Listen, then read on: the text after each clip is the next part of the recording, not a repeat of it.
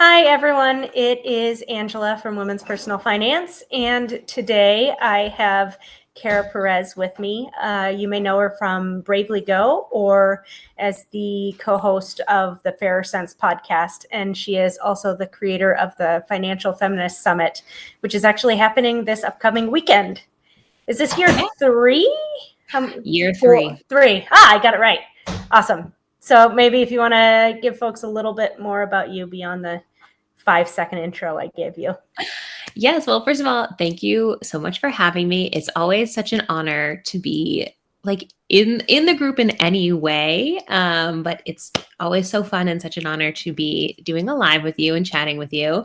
Yes. Hello, everyone. I'm Kara, and I have this company, Bravely Go, that I used to describe as feminist personal finance. I still think it's very much so feminist personal finance. But interestingly, and I wonder if we'll get into this tonight, I have kind of shied away from using that recently because I feel like it's been very co-opted, and it's something that I'm just like sitting with personally around like what feminist washing. Feminist washing. Yes, that's exactly. Actually, yes. I've been sustainability space forever. Greenwashing is in my brain all the time, so it does kind of feel similar. Yes. And so I have a financial education company that predominantly helps women get better with money. And we also do a lot of like socioeconomic work and socioeconomic content. So my company is unafraid to talk about what it means if abortion becomes legal in 22 of the states here in our fabulous United States of America. My company is unafraid to talk about climate change and how that might impact our money. So that's what I do. might impact. Yeah, will is not will is current. Hate to break it to anyone who thinks that climate change is not here and impacting us.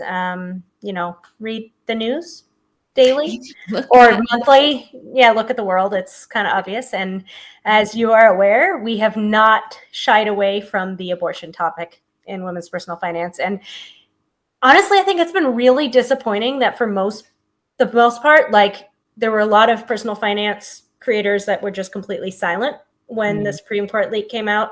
And then there was like an initial like day or two of outrage, and everyone seems to have gone back to business as usual. Which, I mean, you've been living in Texas, so like there is not business as usual. But I don't know. I kind of expected it to be more of an outrage, to be honest. Like, there are the protests and, there are people talking about it. But for something that is so integral to like the rights of anyone with a uterus or, anyone who might care about someone with a uterus, you would think it would be a larger topic of conversation. And clearly it impacts money in a very, very big way. So, yeah, I've done several fundraisers via my business over the last 2 years because obviously I live in Texas and I have been here for 10 years and I've just been watching the Texas state legislation chip away at specifically women's rights, but anyone with a uterus's rights or trans people's rights in so many ways. So we've raised money for abortion care. We've raised money for trans rights several times, 3 times over the last 2 years. And I would say it's an integral part of what it means to be a financial feminist is to have reproductive freedom. And if you're not talking about that somewhat consistently, not everyone's Instagram account needs to be devoted to abortion 110% of the time. Mine's not. I respect that. But if you're not acknowledging that and consistently talking about that connection, I would really question like how feminist is your business. Yeah, and I think part of it is that, I was talking to a journalist today, putting for a future article, and one of the things I said I was concerned about long term when it comes to stocks and whatnot was, abortion rights and trans and LGBT rights, and they took that part out because it is apparently still controversial to talk about it, even as we are on this precipice of horror.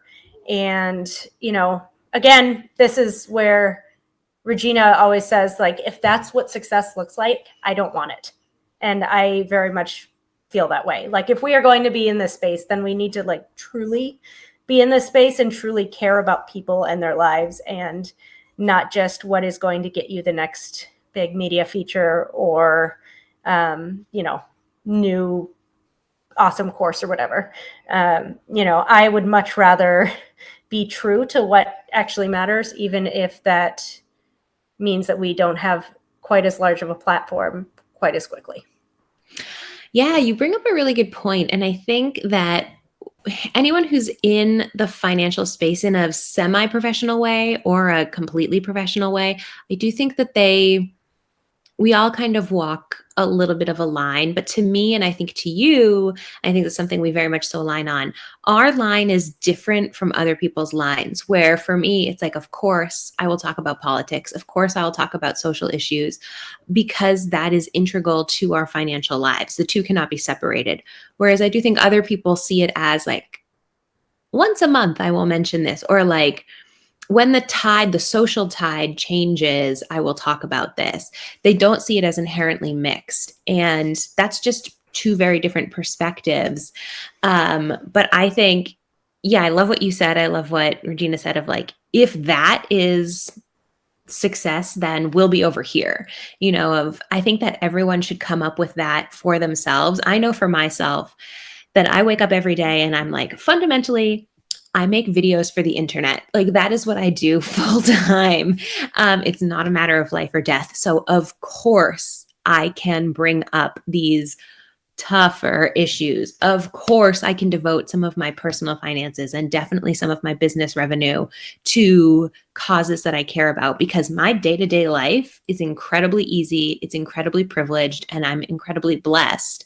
So like, the least I can do is show up in these conversations and bring that to my audience who does have an appetite for it. Like, I also think people who think, well, I won't get as many followers, or I won't get as many like whatever about it.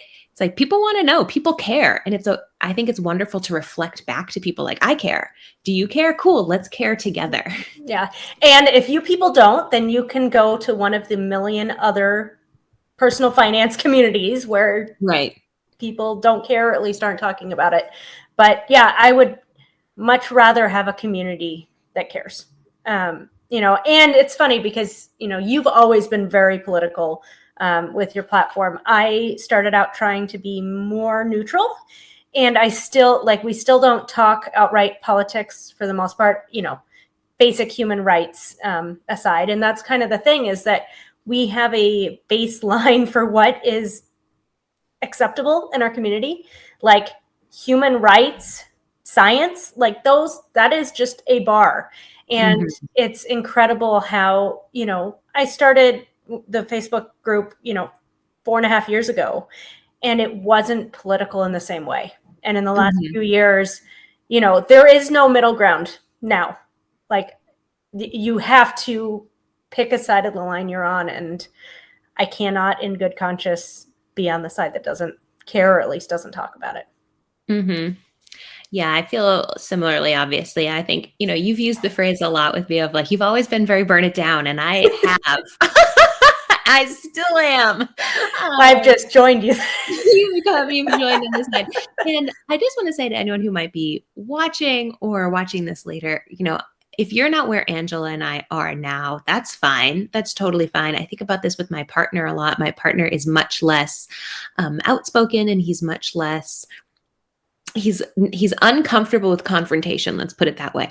But I recently put a picture of him wearing a Beto t-shirt from Beto for Senate, when Beto O'Rourke was running for Senate here in Texas a few years ago, on my Instagram story. And I got maybe like 5 or 6 DMs from people being like, love that shirt. Love to see like you share that. And I was like, oh yeah, we're Team Beto. Like, is that it? Do people think I'm Team Abbott? Because we are Team Beto.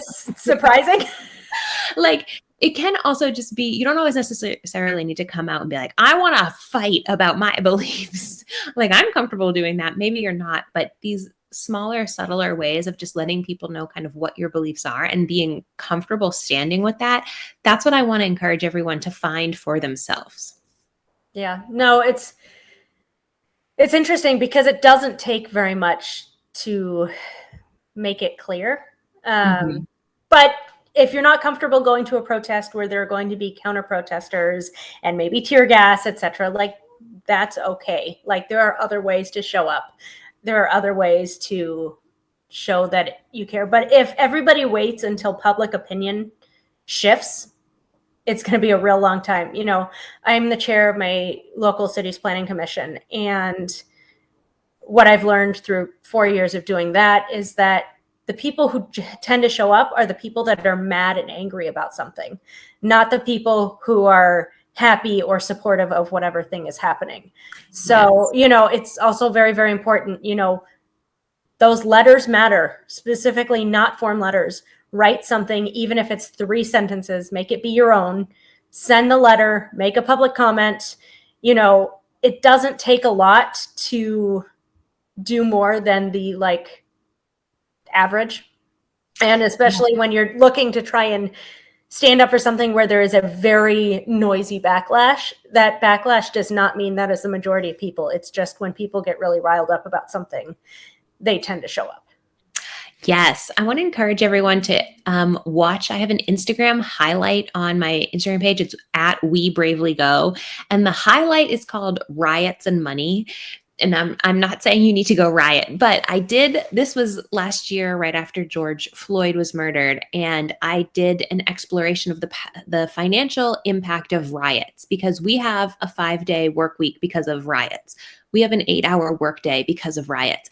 And we have the right to vote because of riots, like, because people got so fucking mad, they burned shit down, like, really and truly, or like, and people died, you know, like, we specifically don't have child labor, and we have specific types of labor laws because of the Triangle Shirtwaist Factory in New York City, which, if you're not familiar with, I really encourage you to Google. But essentially, a bunch of garment workers were locked inside a building during work hours. They couldn't take breaks. They couldn't take breaks. And then the building caught on fire and they were trapped inside, and nothing happened to the owner. Like, nothing happened. He was not held responsible for the deaths of these people. And then in the wake of that verdict, people rioted.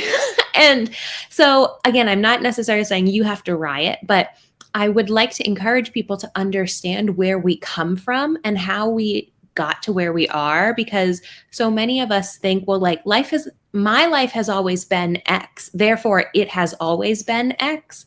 And it's so important that we look back and say, actually, it used to be Y and now it's X. And that is largely because angry people showed up and fought for what they wanted.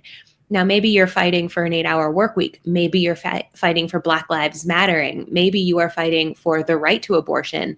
The issue might differ, but the manner is the same. People show up for what they care about. And I would just like to encourage people to show up for what they care about. Yeah. And just because it's X now does not mean it's staying X in the future. Exactly. You know, like with abortion, my mom, my aunts lived their entire like reproductive life under Roe v. Wade. Mm-hmm. But, you know, interracial marriage was not legal until they were children. Like, so many of these things are not as far long ago as we think, and they're not as like permanent as we would like them to think also.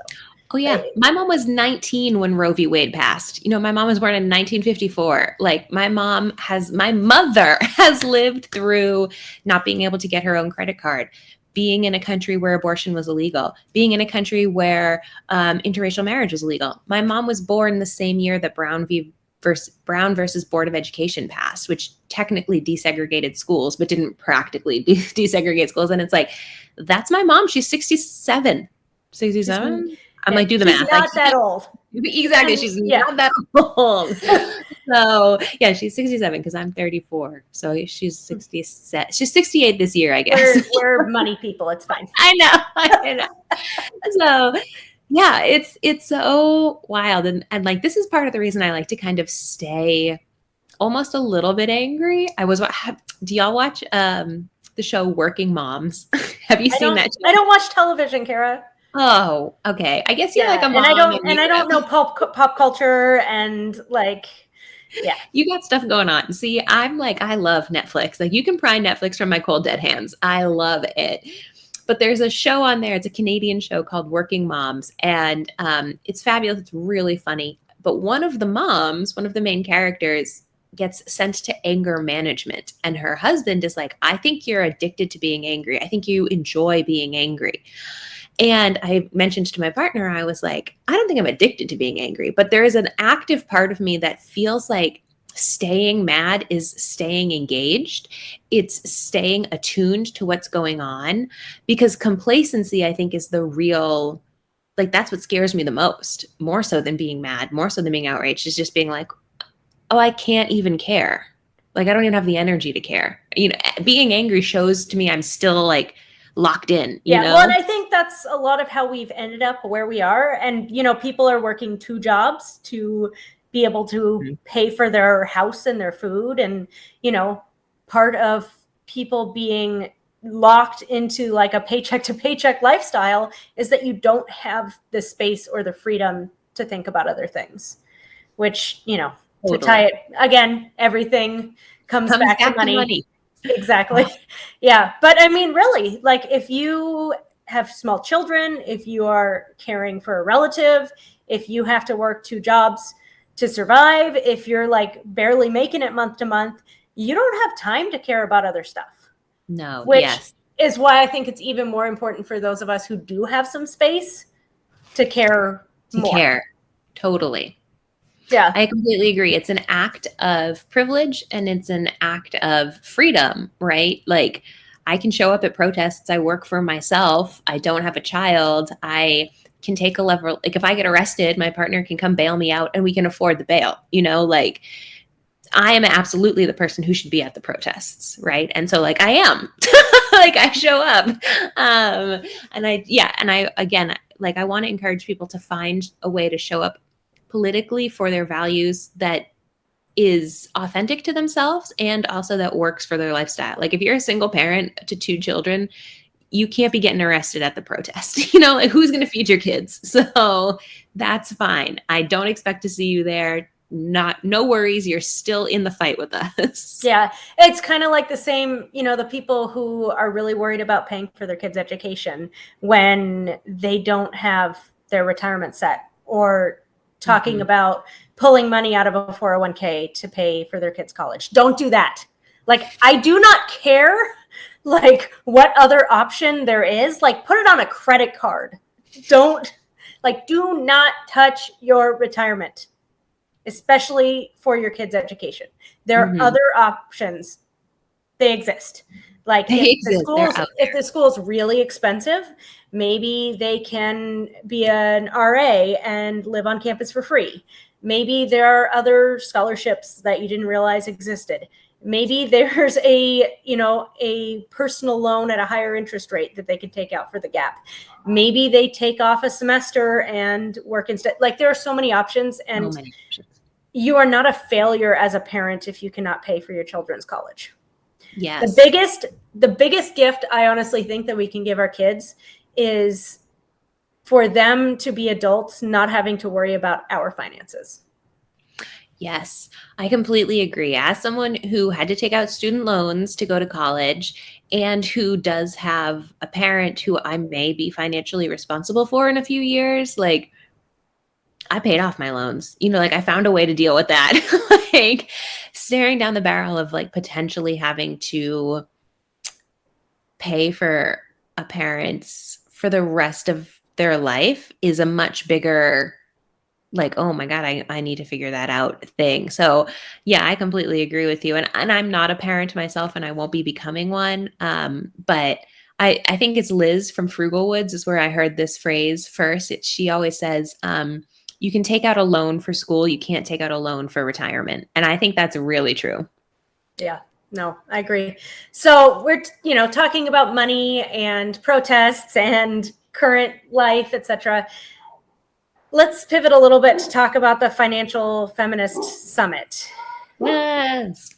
So this is our third year of doing the summit, as you so correctly remembered. And really, this summit was born out of a desire to have a kind of more socio-political space in the financial world. There's a ton of events and content out there aimed at like helping you build wealth or helping you pay off debt. And that is all so very needed. But there's very few spaces that are walking this kind of socioeconomic, sociopolitical line. And as we've been discussing, it all ties into money, right? As long as we're living under capitalism, like it all ties into money. And so I really wanted to create a space where women or non-binary speakers would be featured. And so this year we have 8 speakers. They're all women, the majority of which are women of color, to talk about different areas of money. So yes, we have a session on budgeting with irregular income. So if you only get paid once a month or you're a gig worker or something, that session is for you. But we also have a session on sustainable spending and like what climate change is currently doing to our money and how we should be taking that into account. And we have a session on money and relationships and what does it mean if you and the person you love are on 2 different financial pages? How can you get on the same one? And how can you not argue about that? So I think I love doing the summit. It is such a wonderful, like special time in my year every year. I'm like, oh, it's so great. So everyone's invited. It's totally free. I wanted it to be as accessible as possible. All the sessions are pre-recorded. And so they're just going to go out via email to your inbox. And then all you have to do is click and watch at any time over a 4-day period that works for you. So if you do work on weekends or if you can only watch, after the kids go to bed, that's fine. You don't have to catch any sessions live. And then we do have a Facebook group where we will be doing lives with the speakers, just like this, just exactly like we're doing right now. And then the lives will stay in the Facebook group. So again, you can go back and watch them later at a time that works for you. Yeah. And it is, so the event is free, but the speakers get paid. Yes. The speakers get paid. Yes, I pay them out of pocket. So I do have a few sponsors, and so that I funnel that money towards the speakers. The summit is free, but there is an option for a $10 donation if you want. There's no pressure to do that. And then I do funnel the donation dollars to the speakers as well. So I pay them a flat fee no matter what. And then depending on how much we collect in donations, I divide that amongst all the speakers and give that to them.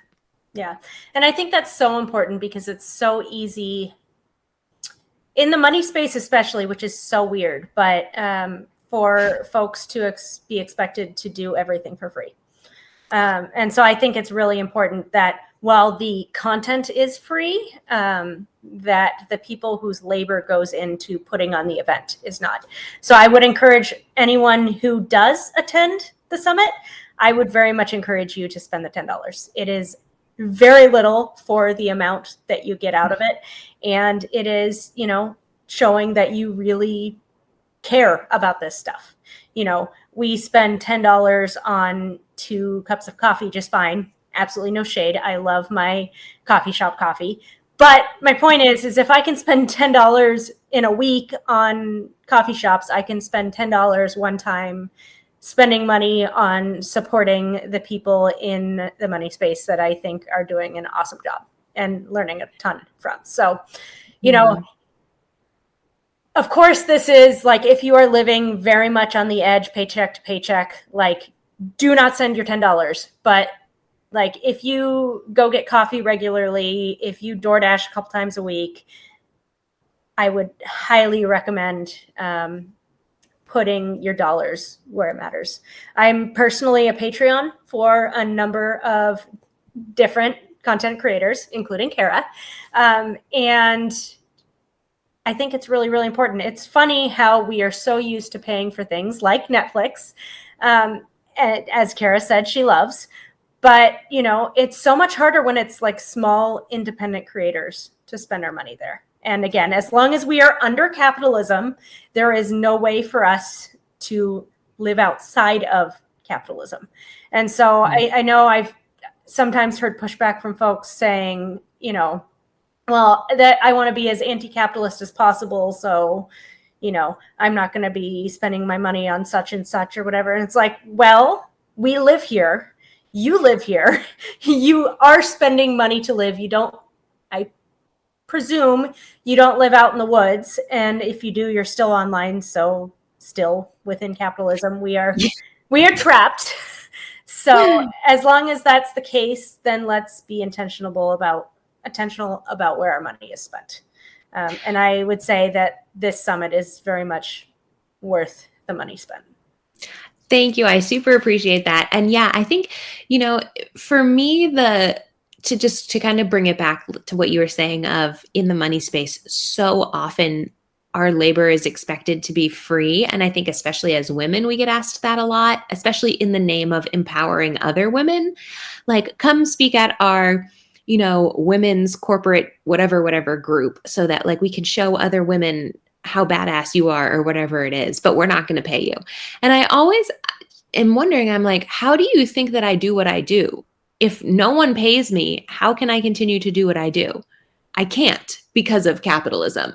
I don't understand why you think that I don't have to pay my electric bill or that I don't have to pay rent. Like, so I think that's really important. And I loved what you said too. Sometimes it is harder to support the smaller creators. And isn't that an interesting conundrum of like, it is almost easier to spend at Amazon, this $1 trillion company, than it is to someone that we know is only making maybe 30 grand a year. But it is this block in our brains. Because I think for some people, it almost feels like, well, my $20 to Amazon doesn't matter because they have so much money. But then the reverse should be true. My $20 to this smaller creator matters so much more because they don't have so much money. And that's how I try to think of it. I'm a big mutual aid person. So I am just, anytime a creator I like is like, I have a Venmo, I'm like, bloop, let me just send that to you. Exactly. Well, and you've seen the like direct giving threads and stuff we've done in Women's Personal Finance. And I've seen your debt drops on Instagram. So like, clearly, like, this is the space we live in. However, we still do live in capitalism. And in order to do that, where do you think the money for the debt drop comes from? Where do you think the money for the direct giving comes from?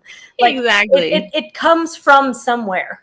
We don't just have like endless trust fund dollars, funding our causes that we enjoy.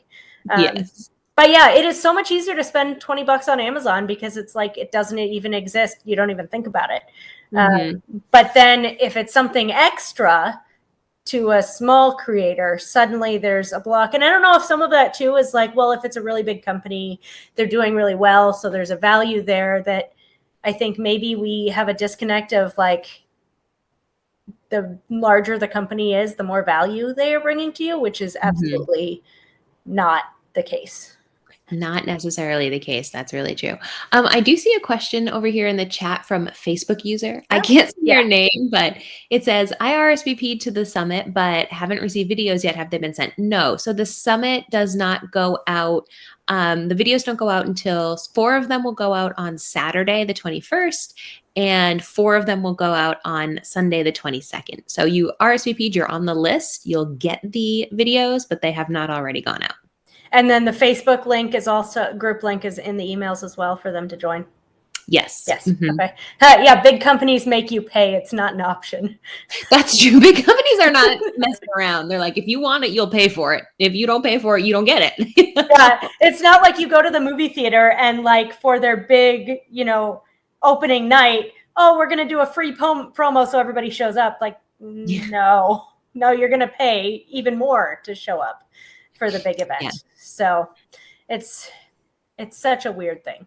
And, I've had to come to this space because I definitely got indoctrinated with if it's a passion, how dare I ask people to pay me for it? Which isn't that true? Like you don't have to be a content creator, but like in your job, in your life, like just because it's a passion does not mean it should pay less or not at all. Like it's such like it's so wild that you work in IT and make $300,000 a year, but you work as a teacher and maybe you make 60. Mm-hmm. But it's a passion, so people Yeah. are expected to just do it and accept it for less money. Well, and it's also, even if you're making 300K a year in IT, but you are heading up the Black women in tech group that is an unpaid position, that's still quite a bit of time and labor that makes your company look good. Again, it has to, not to go back, everything goes back to capitalism, but the company is still benefiting from this because now they can say well, we are diverse, right? Or we have blah, blah, blah, blah. But whose labor went into that? This already marginalized person, and you didn't pay them for that.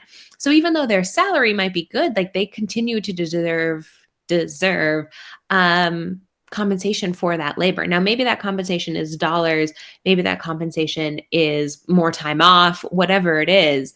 But I do think about that a lot of, yeah, and someone here says it sucks that we have to monetize everything. It's a catch-22, and where is the fine line? And I think that for me always comes back to this idea of capitalism. It's oh my God, we are commodifying absolutely everything in our lives. This is bonkers. Why are we doing this? But that is the system we currently live under. So if you want to show your appreciation for someone, the best way you can do that is via money. We respect people who have money. We admire people who have money. And if we pay someone, that's a clear sign of saying, I value what you do.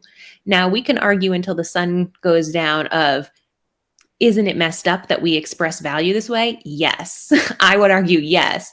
But since that is the reality, until the reality changes, people should be paid for their labor.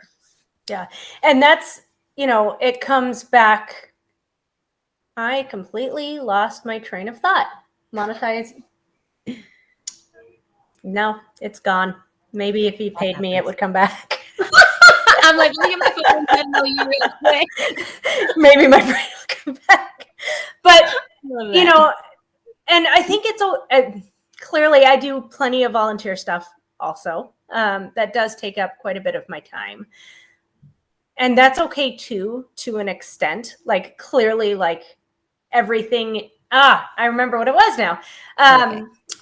Ethical investing and sustainable investing is really great, and it will help move the needle. But at the same time, if you barely make enough money to cover your retirement, as long as we are living in this capitalist society, you not investing in VTSAX because it has companies in it that you don't care about, or that you care exist and wish they didn't, you're not moving the needle there. It's kind of like with climate change, all of our lights in our house are LED, and all of our, toilets and shower heads and everything are low flow and all of that.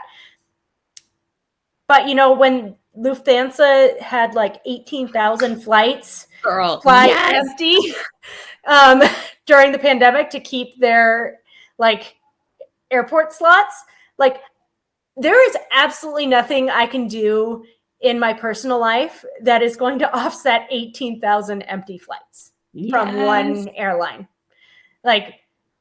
Sometimes it's really hard to zoom out and realize we've got, almost 8 billion people on this planet, and we've got massive billion-dollar companies out there doing really big stuff. So trying to be perfect with your investing as sustainable and equitable as you can be, it just simply does not exist in the system we're at. Much better to just put your money in VTSAX, or I do the Vanguard ESG, which is a little bit better, and then spend that energy that you would have spent trying to invest more socially conscious in showing up at a protest, in writing your local city council, in calling your senator. There are other places that you're going to have a much larger impact than, making sure that you do as much right in your personal life as possible. Totally. I agree. I think when it comes to ethical money, and I'm using that in the broadest sense, so saving, spending, investing, perfection is the enemy of progress. I saw something once that was we don't need 100 people doing zero waste living perfectly. We need 1 million people doing zero waste living imperfectly. Yep. And I think about that all the time. And somebody here in the chat says, and how do we determine what's volunteer versus what should be compensated? There should be a fund that for-profit companies have to pay into to compensate endeavors that are not money generating. So I would love to answer this first part more so than the second part, just because I think about that first part a lot of like, it is this catch-22, and it is like super annoying that we have to commodify everything and we have to put a dollar sign on everything for it to read as valuable to the majority of people. But for me, I would say if it's something is happening within the context of a business, of a company, if you're asking someone to do something that will benefit the company in any way, I think that should be paid. Now, if you are just living a person, you're just a person in your life, you want to volunteer with an organization, or I know a lot of people who are interested in money will like sit down with friends and family and help them do a budget, and they don't expect to be paid for that. That I don't think we necessarily need to commodify. That I don't think necessarily needs to be paid. That is more so like human connection. But once again, under capitalism, like I feel like we're playing a drinking game, and every time I say capitalism, take a shot. Once business comes into the picture, and I mean like an organized business structure of some sort, especially a large corporation, like get your bag, get the bag, like get paid for that, because that company is getting paid. That company has investors, that has sales, et cetera, et cetera. And so that's where I kind of want to draw that distinction. Your second question of like, there should be a fund, or I guess it's not a question. There should be a fund that for-profit companies have to pay into that compensate endeavors that are not money generating. I absolutely don't disagree with that, but I think this is a really cool thought exercise of like, what if Amazon did have to fund? What if Amazon had to pay every teacher in the United States like $2,000 a year? So the teacher was already getting paid, and then they got their like Amazon bonus. That would be awesome. Like really into that. But, for example, I live in the Seattle area, where there is a lot of tech money. And I am also on the board of a transportation nonprofit. And while clearly I am giving my time for free, there are large tech companies who are members of this group, and they do pay annually to help fund this nonprofit that helps, advocate for better sidewalks and better accessibility and protected bike lanes and that sort of thing. And so, clearly not all companies are doing this, but I think you would be surprised at how many are, to a degree. That doesn't mean that it can't be larger. We have one company that literally doubled the amount of money that they are paying toward this organization in the last year. And part of that is showing them like, yes, this matters. And yes, this matters to your employees. Like if your employees have a better way to bike to work, to bus to work, to take the light rail to work, then you are going to have a better time attracting and retaining employees.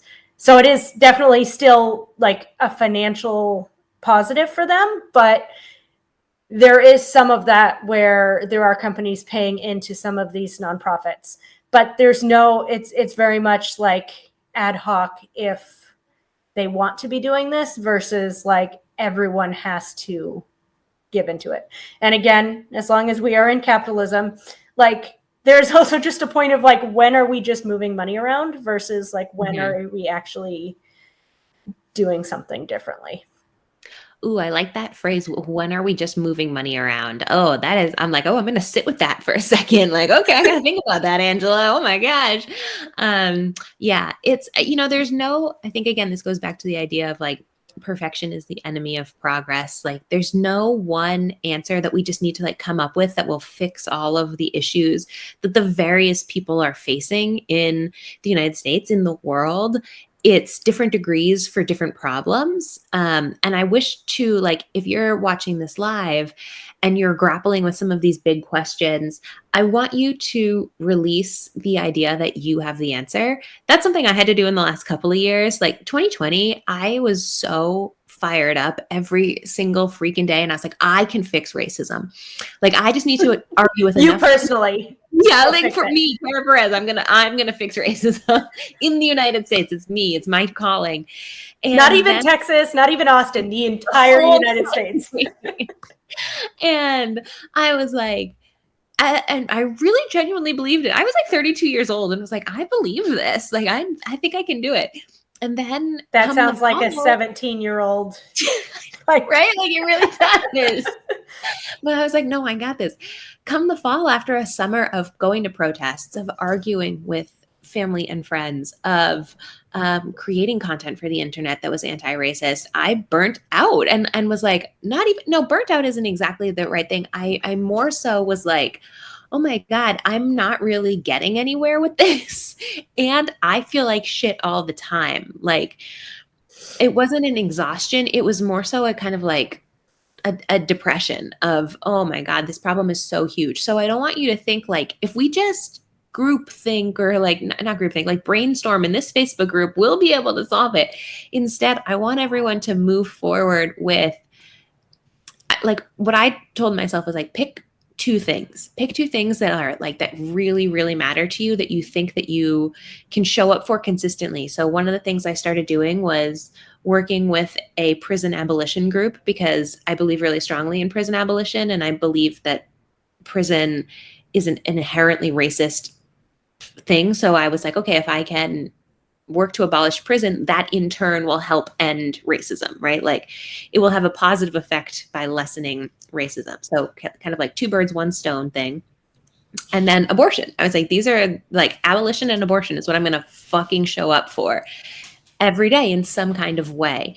And since then, I've given myself this permission to only like truly deeply show up in two ways. And now I'm able to consistently show up, and I'm able to create more ripples of change rather than trying to show up for everything all the time where I can't really get anything done. Yeah. And that's me with, affordable housing is, Yes. it's my day job, but it's also like my work on the planning commission. And it's like the shit talking I do on Twitter and,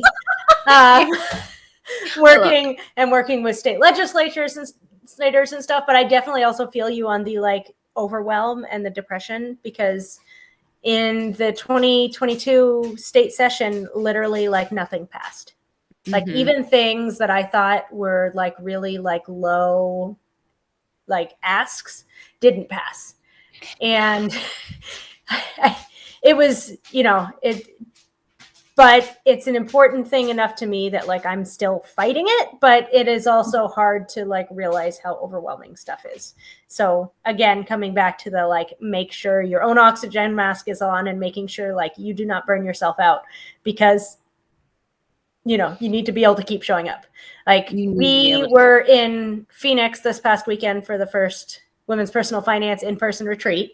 And some of us on Saturday night, when it was like 102 degrees, went to the protest at the Phoenix Capitol. You can see I'm wearing my shirt in Spanish, which was extra exciting. But I digress.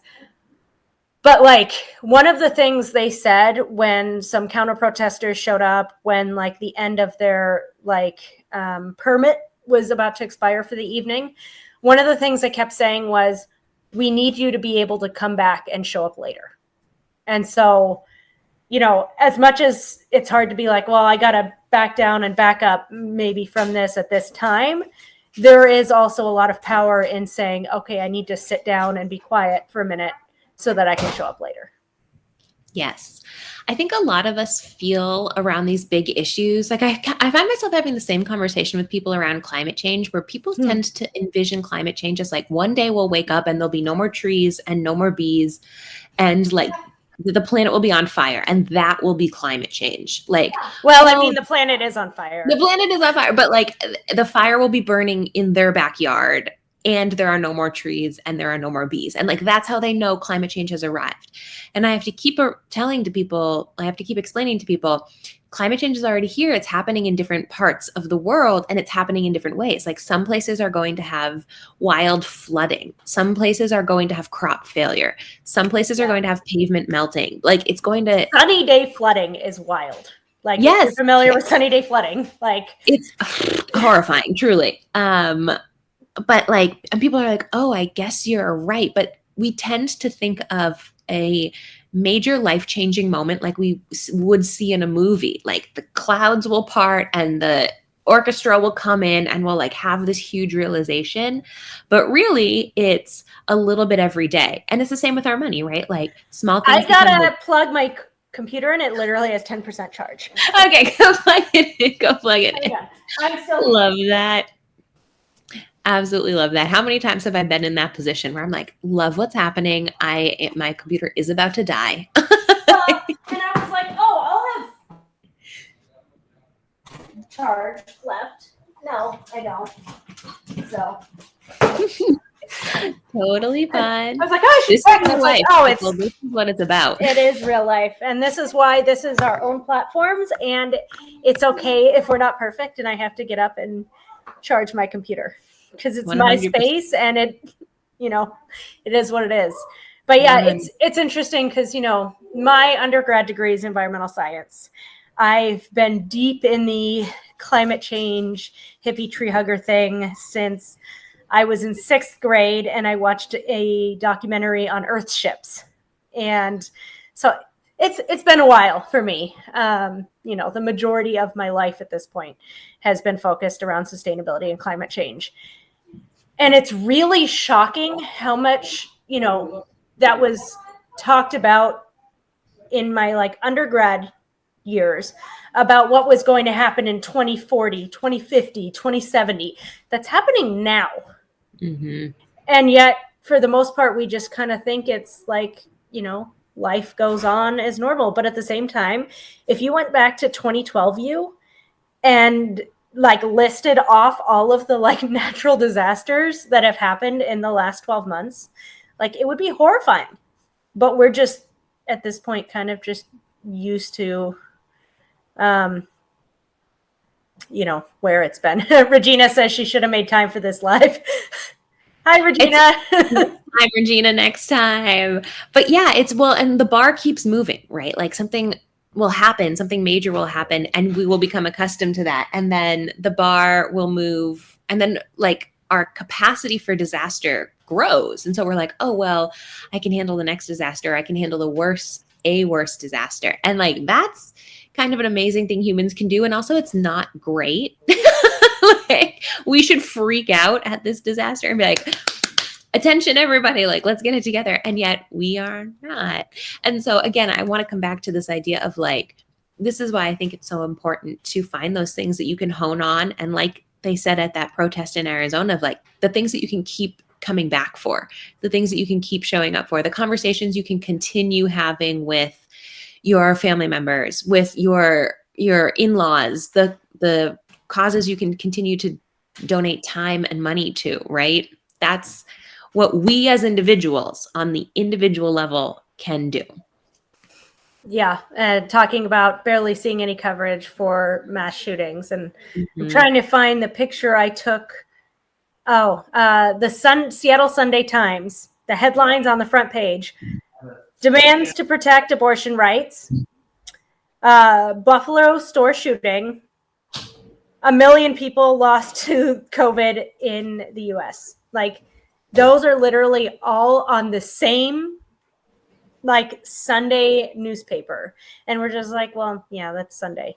Yeah. That's where I say, you go back to 2012 there is just no possible way that you'd just be okay, that's the Sunday headlines. It's fine. Oh my God, yeah.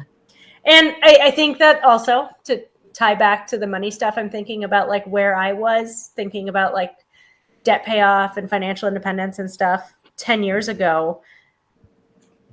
I'm in a very different space now of what I think is important for money stuff. But there's never a bad time to have more money and more space in your life financially. Totally. Yeah. So, 2012, I was paying off my student loans and, right. in the thick of it.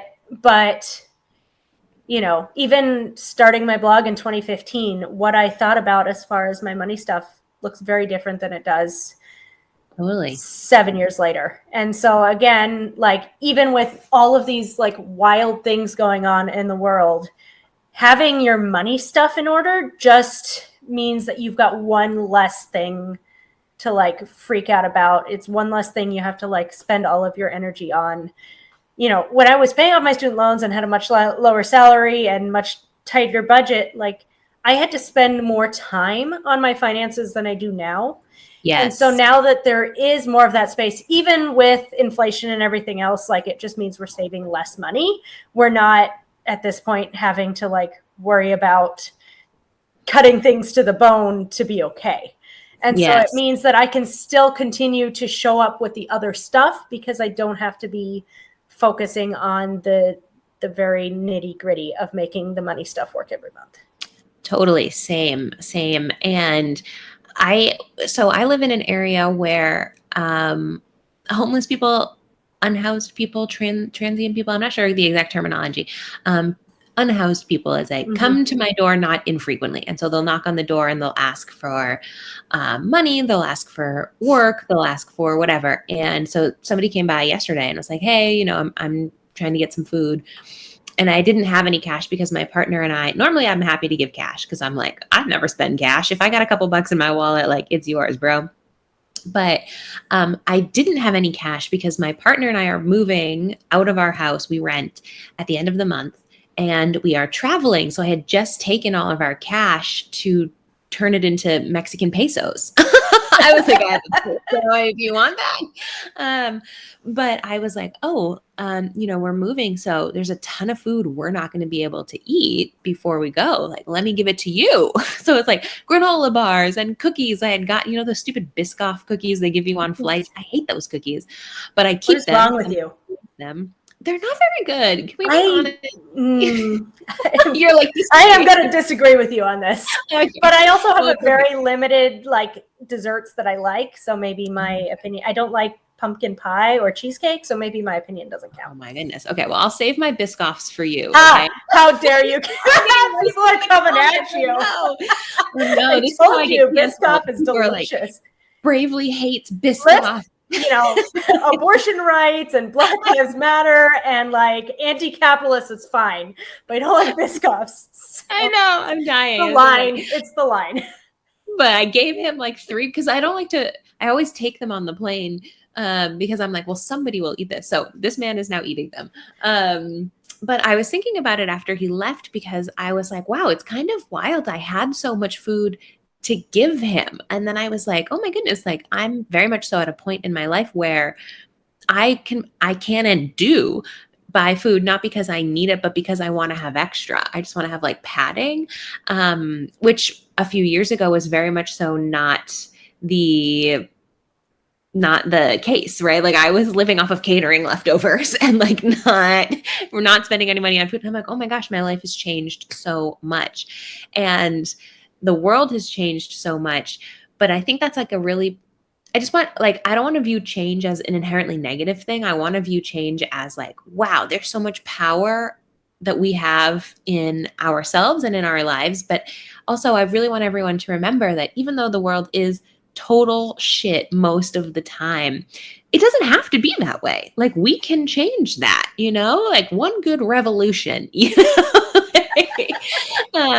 And I think that's really powerful because it's really easy to feel overwhelmed at like, oh, everything is changing for the worse, but that is not a given. Change is not inherently negative. I think we really need to hold on to that belief. Yeah. And I do want to talk a little bit about, you know, the unhoused person that comes to your house and, you know, the fact that you do give them dollars when they show up. And I was actually having a Facebook DM conversation with someone in women's personal finance the other day. And they had given someone a few dollars via Venmo.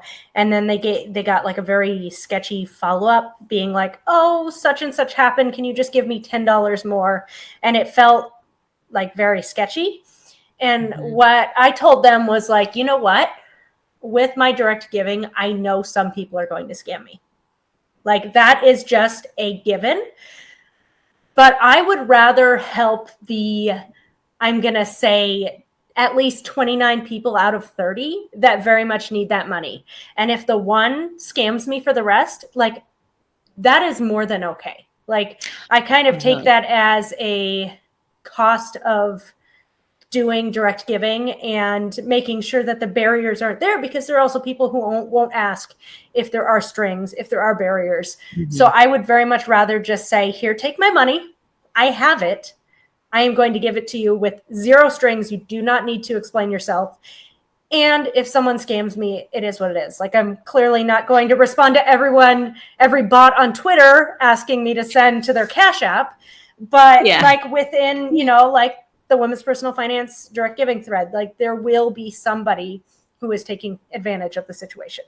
And I'm okay. But this person that was talking to me, also, they had been previously a recipient in the direct giving thread that like totally gave them a bridge. And now they are on the giving end. And like, I've had quite a few people tell me that they had previously been supported and now they can continue it. And so, if there are occasionally people that are not that way, it's fine. Like, it is absolutely fine. I mean, I'm pretty sure the small-time scammer is scamming me less than Amazon.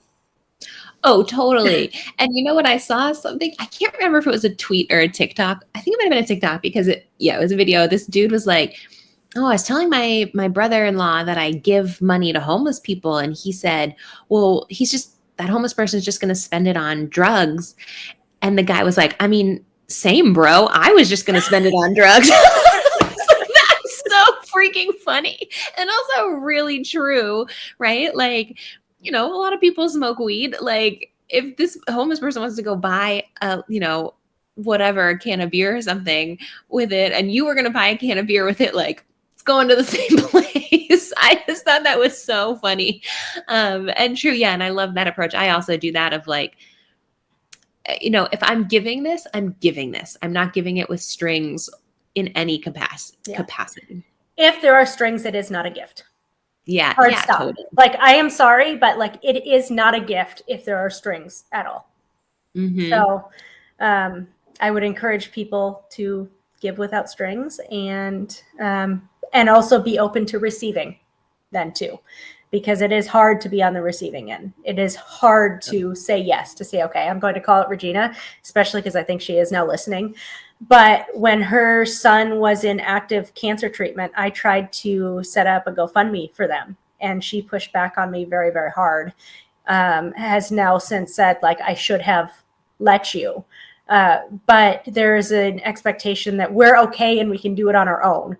But there are times in your life where people are there to show up for you and let them. I mean, I was just sick with the not COVID flu last month. You're like, it was not COVID. I tested so many times because it was like, I cannot feel like this much garbage and it not be COVID.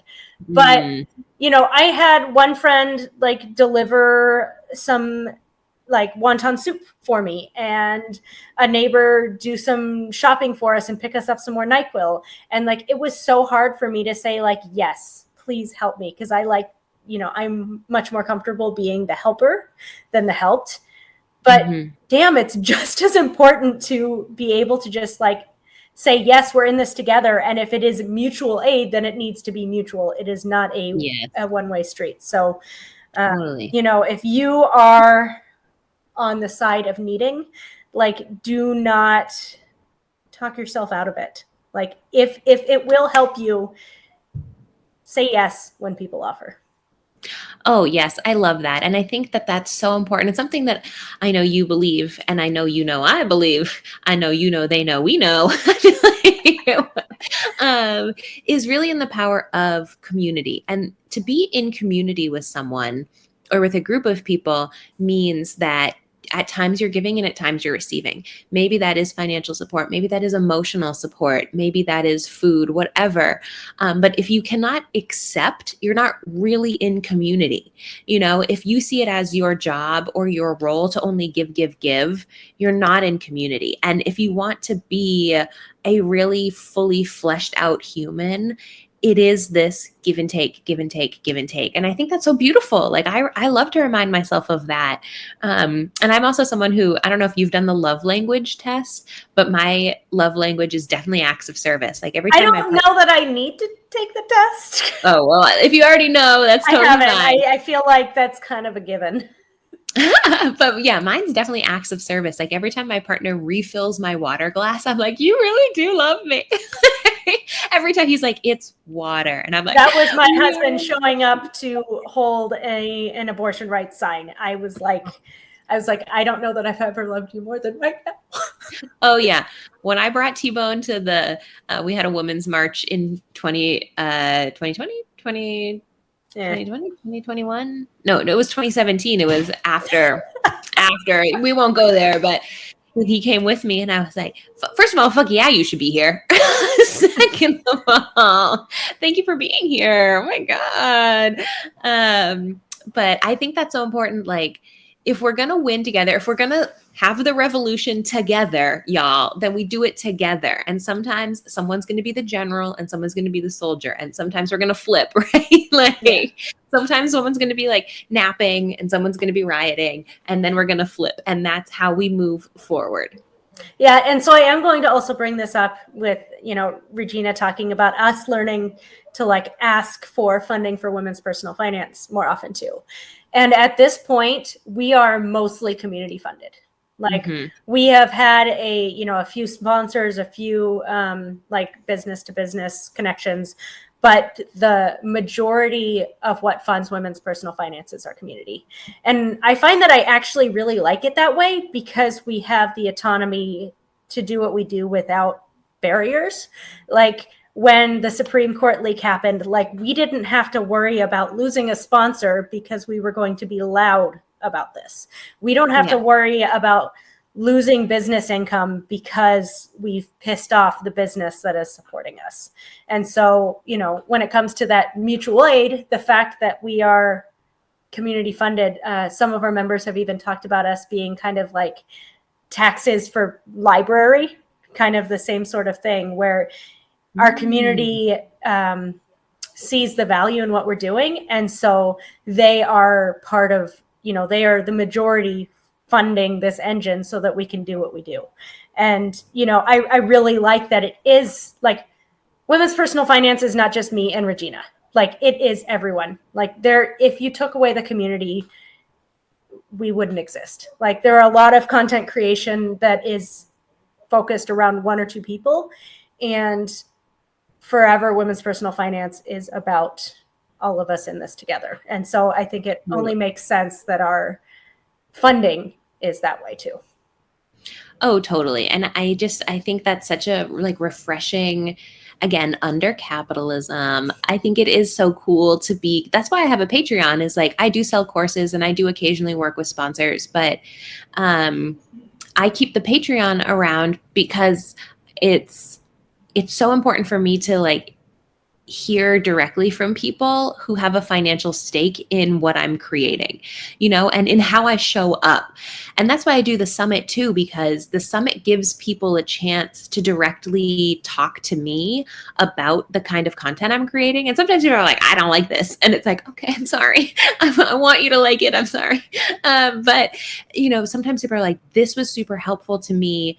And I brought my sister, or like I sent this to my uncle who is dealing with bankruptcy or whatever it is. And I'm like, wow, that's so wonderful to hear. And the fact that I'm able to provide this for free is because I know I have a community at my back who will attend, who will like give me feedback and who will support my speakers. And I just think that's it's invaluable, not just from a dollars and cents point of view, but in this idea of we're living in a world that we are increasingly commodifying every aspect of our personalities, of our lifestyle, and to kind of take a step back and say, like, I'm going to let people catch me, and I'm also going to be part of a net that catches other people, is like the most radical thing. I'm like getting so fired up, y'all. Oh my God. Every time I talk to you, Angela, I'm like, meet me in the streets. We're doing it. We're changing the world. But I do think we are. It's obviously on a smaller level, but truly, I do think that if we can show up for each other, like that really is the thing that moves the needle the most. It's consistently showing up for each other. Yeah. And that's also why we have a mini supporter level of $1 a month. And I think you've got like a very low starter Patreon also. And we had originally had $5 as our start. And there were some folks that said, like, I'd really love to support you, but even $5 is just like too much on the regular. Yeah. And we have like 30 or 40 $1 a month mini supporters. And I have to say, like, I adore them so much. And I get so excited when I see them come through, because I'm like, yes, you are saying you are fully part of this community. Like, just about everyone has $1 a month. But, saying, yes, this is important enough to me.